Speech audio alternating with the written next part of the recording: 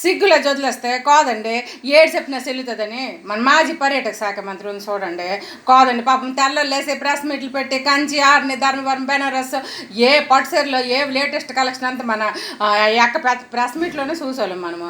పర్యాటక శాఖ మంత్రి అప్పచెప్పారు కదా, మరి పర్యాటక శాఖ మంత్రి ఏ పని ఉందా? పర్యాటక శాఖ మంత్రులు పర్యాటకంగా ఏదైనా అభివృద్ధి చేసిందా, డెవలప్ చేసిందా? మన విశాఖపట్నం ఏది చేసిందా చెప్పండి? ఏటి చేయలేదు. రోజు ప్రెస్ మీట్లు పెట్టడం, పవన్ తిట్టడము. ఏదో పెద్దలు అందరూ పెట్టుకుంటారు చూడండి, టెటర్ ఏదంటారు, ఆ టెటర్లోనే ఏదో పోస్ట్ చేసిందటండి ఈరోజు.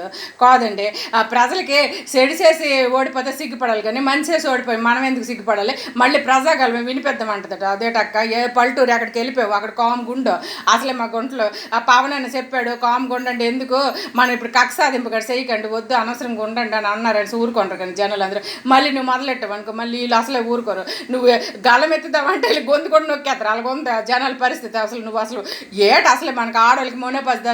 నువ్వు ఈ మధ్య అంత ప్రెస్ మీట్లు పెట్టి తెల్లలేసి తిట్టి అలిసిపోయావు కదా. కొన్ని రోజులు రెస్ట్ తీసుకోక. మన ఆడవాళ్ళ సమస్యలని మనకు తెలియదా ఏటి?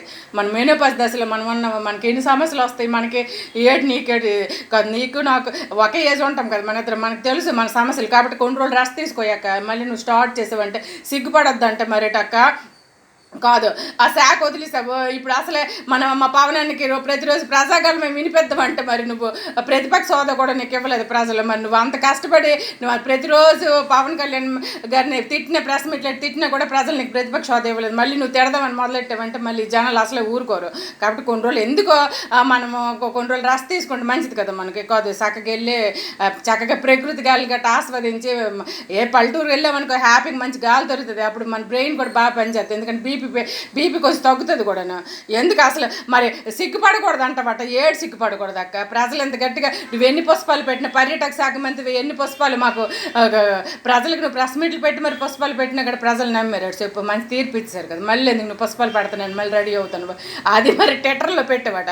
మళ్ళీ వాళ్ళు తగులుకోగలరు. అసలు ఊరుకోరు జనాలు, అసలు ఎర్రెక్కిపోయి ఉన్నారు.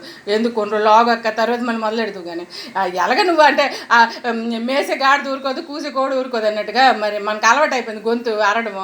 మన అరడం అలవాటు అయిపోయింది. వాళ్ళకి ఊరుకోగలరు. కొన్ని రోజులు రెస్ట్ తీసుకో. ఎందుకు బాగా కష్టపడి అలిసిపోయావు. కొన్ని రోజులు బాగా అరిసరిసి కష్టపడిపోయి కొన్ని రోజులు రెస్ట్ తీసుకుంది మళ్ళీ.